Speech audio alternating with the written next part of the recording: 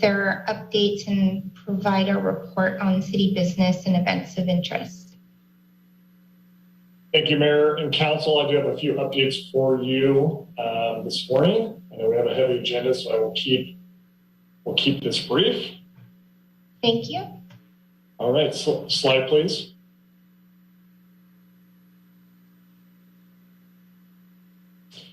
First off, I know there's been a lot of anticipation and perhaps some anxiety around the planned Murray Street Bridge improvements. This will include both the seismic retrofit as well as barrier rail project.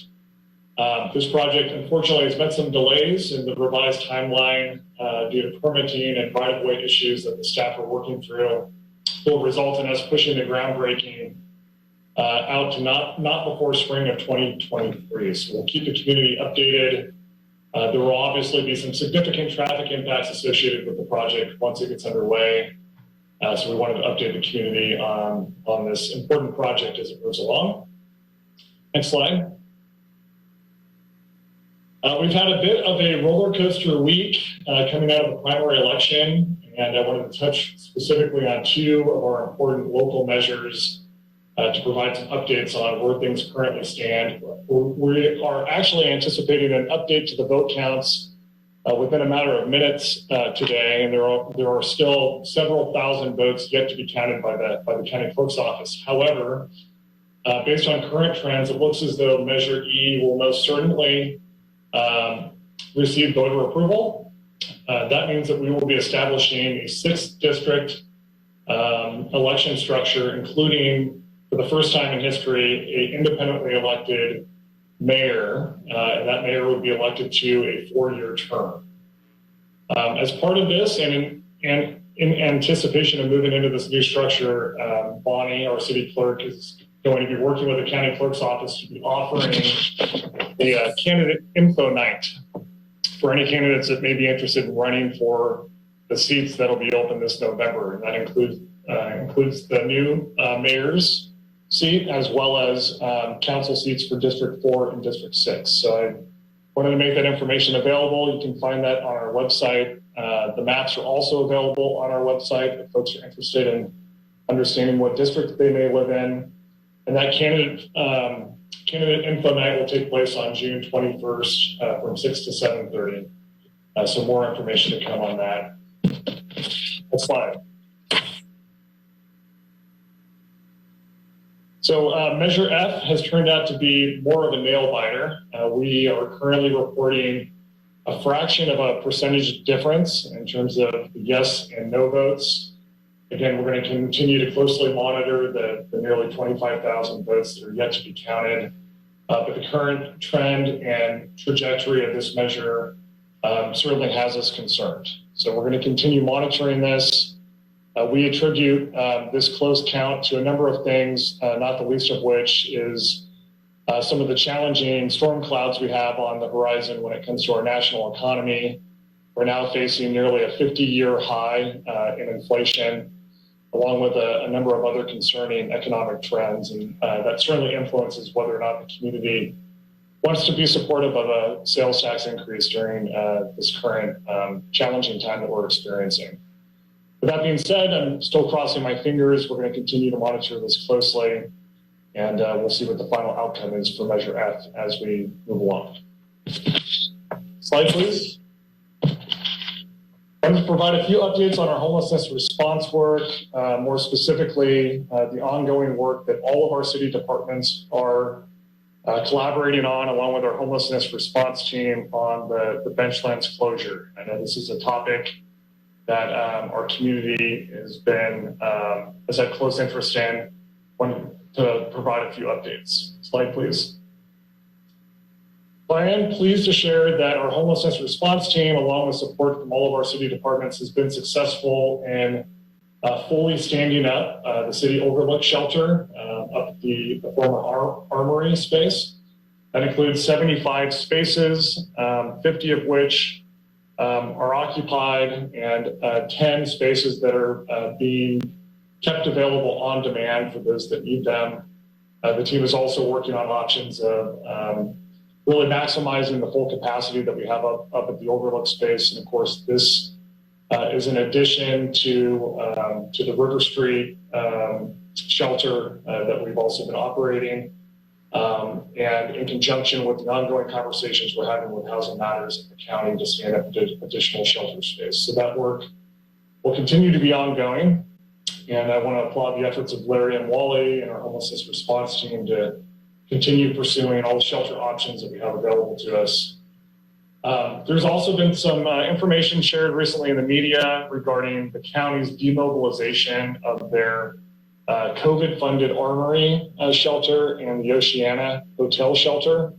As part of that work, the county is in the process of and has responsibility for finding alternative shelter locations for the folks that are still utilizing those shelter sites.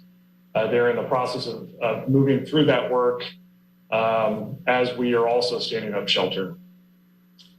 I'm also, unfortunately, have to share with the community that over the last couple of weeks, we had a significant attack on our park yard.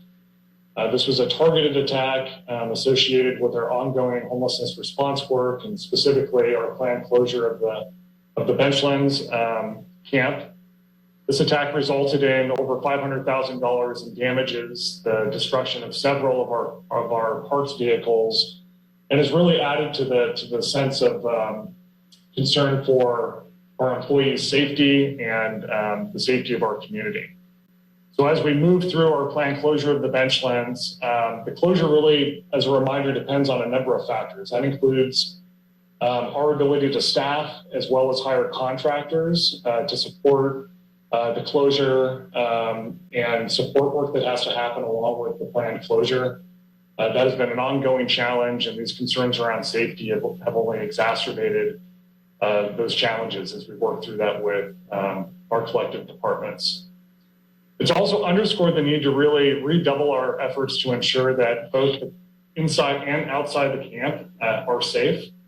So we have been reevaluating the process for closure, looking at ways we can help to ensure site control and safety of the camp as we move through the closure process. We've also engaged in conversations with the county sheriff. Due to how stretched thin our police department is, we're down essentially 30% of our officers as things currently stand. And the county sheriff has been willing to engage in conversations around how they can help increase safety of the camp with more public safety presence as we move through the closure process. And then, of course, as I mentioned earlier, almost all of our departments in some shape or form are assisting with standing up adequate shelters. So there are alternative locations for folks that are in the Benchlands camp to be relocated to. But with these recent developments and these concerning incidents impacting the safety of our employees, we are reevaluating the overall closure timeline, and we're anticipating that will extend beyond July into late summer. So this continues to be a real Herculean lift as we move through closure of what has now been a camp that's been in place for over 2 years. So we ask for some patience as we try to move through this process and help to find these individuals adequate, safe, alternative shelter options. Next slide.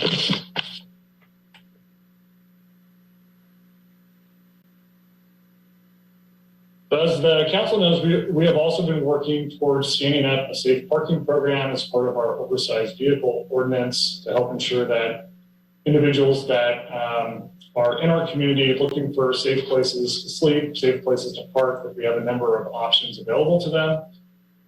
In fact, on today's agenda, we have a contract with the Association of Faith Communities to put a contract in place to provide 24/7 programming with wraparound supported services.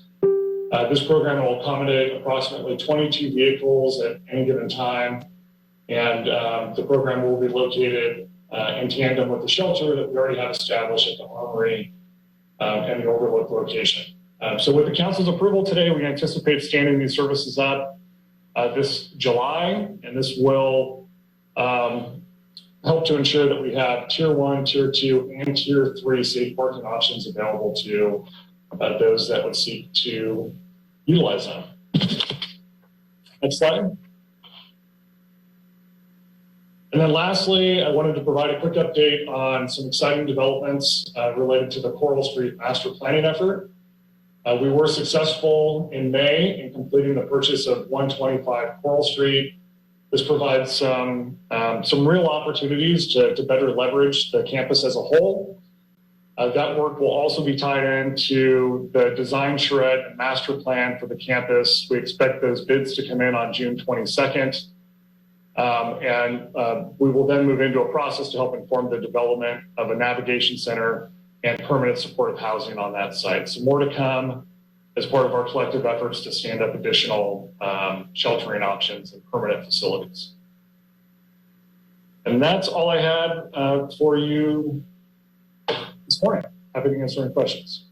Are there any questions from council members? Councilmember Myers? I don't want to disclose anything that wouldn't be appropriate, but I'm just curious, just for the public, is it still a continuing investigation into the destruction of the city staff vehicles? It is, Councilmember Myers. I don't have additional details that I can share at this time, but our police department, along with our fire department, are actively investigating that incident. And with regards to the bench lands, I'm just curious for the public, as we're able to find folks moving into other accommodations or shelters, either here locally or I'm assuming we are also, I saw in the recent reports that the county has also some 290 housing vouchers. So, with this big effort about the rehousing wave and trying to get people into more stable situations, what is the strategy about someone coming back because they either didn't accept the shelter or they felt it was, wasn't accommodating maybe of their pets? I don't know exactly, but I'm just curious if we are trying to move people out of the bench lands into other facilities and shelter, et cetera. I'm assuming that at some point, we sort of, in a sense, have to kind of put up a close sign, in a sense, because that is not a sustainable site, obviously, long-term because of flooding and all the other things that, unfortunately, we've learned over the years. I'm just curious about how we are managing anyone who's trying to come back into that site and whether or not they are redirected or how we manage that. Yeah, so I would respond with a couple of thoughts, Councilmember Myers. First and foremost, we are no longer sending individuals to the bench lands. That decision was made a few weeks ago as we moved into this closure effort. We did discover last week that some of the individuals that had secured alternative sheltering sites for one reason or another made the decision to return to the bench lands. So that is certainly part of the challenge that we're encountering as we move through the closure. And we do think it warrants getting some stronger controls of the physical site in place to help ensure that once individuals are relocated, we don't have the possibility of folks repopulating the camp. Again, the real goal here is to get all the individuals that are in the bench lands into a safe, secure, a higher standard of shelter as we move forward, so we can avoid the situations we've had in the past of those areas that are really at flood risk as we move into the winter from happening. So that's the process we're moving towards. And of course, all of that also overlays with the safety issues we're having. And having challenges finding contractors that are willing to operate in and around the bench lands, which is making our work more difficult. And thank you. And my last question is, are we finding that the folks there, do we get a sense of where, one of the questions I get a lot is, are people just coming here to Santa Cruz because there's a campsite that they can be in. Are we getting any sense from, I know we have not, I don't believe the survey from this winter has been completely vetted yet, but I'm just curious about, there's a lot of cities doing a lot of this work right now, all over California, this sort of unfortunate situation because of continued sort of non-direction from the state. Cities are now really grappling with these issues with these unfortunate folks. Are you getting a sense that people are moving in from other areas, or do we have any sense of that at all in terms of the flow of people? Or have they been there for a couple of years? Or just curious if you have any, and if we really haven't been able to census that, no worries if you don't have data or info on that. Yeah, Councilmember Myers, I think it's a combination. The past point in time counts that you're referring to have shown that a majority of the individuals are locally rooted. Mm-hmm. We certainly know, both from the data and anecdotally, that we also have individuals that are traveling into Santa Cruz from all parts of the country, mm-hmm. For different reasons. And as we move through the closure, part of the goal, and we're doing this in tandem with the county, is to stand up a mobile case management office on site so we could do some of that triaging and case management work to get a better sense of what services individuals might be able to access, whether or not they have a family member or friend that we could help them get in contact with, and perhaps shelter. So it's really all of the above. We're going to be pursuing all options in front of us to identify those alternative sheltering options, in addition to the direct work we're doing to stand up these shelter sites. Okay, thank you for the report. Thank you, Councilmember Myers. Councilmember Cummings. Thank you for that presentation. I guess the one question I have is I'm wondering if you could describe, or if you have any information on what the county is doing for the individuals who are currently at the Armory and the Oceana Hotel. The idea being that, if those people end up going out on the street, that's then just another group that we're going to have to help find housing for, or shelter. And so I'm just curious if you can maybe update the community on what the county is currently doing, and maybe also the number of people that they're trying to provide alternatives for who are in those two shelters.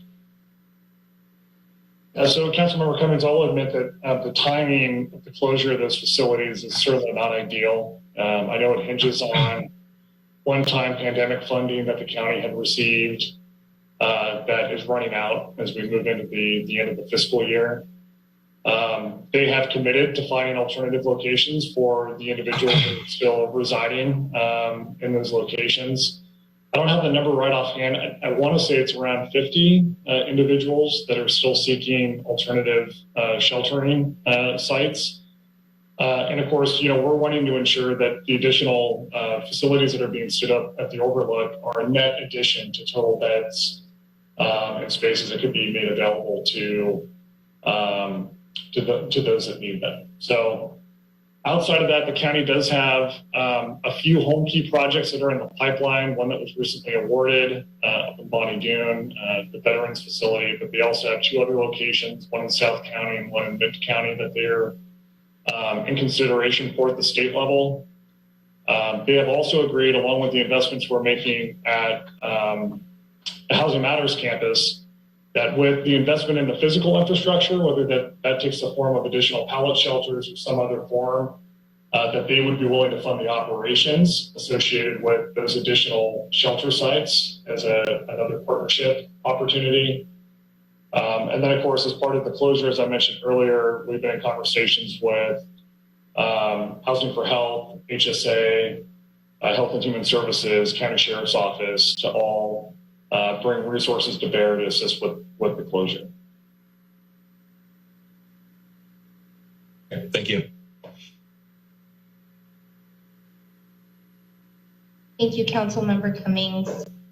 If there are no further questions, that concludes our city manager's report. Thank you so much. Yeah.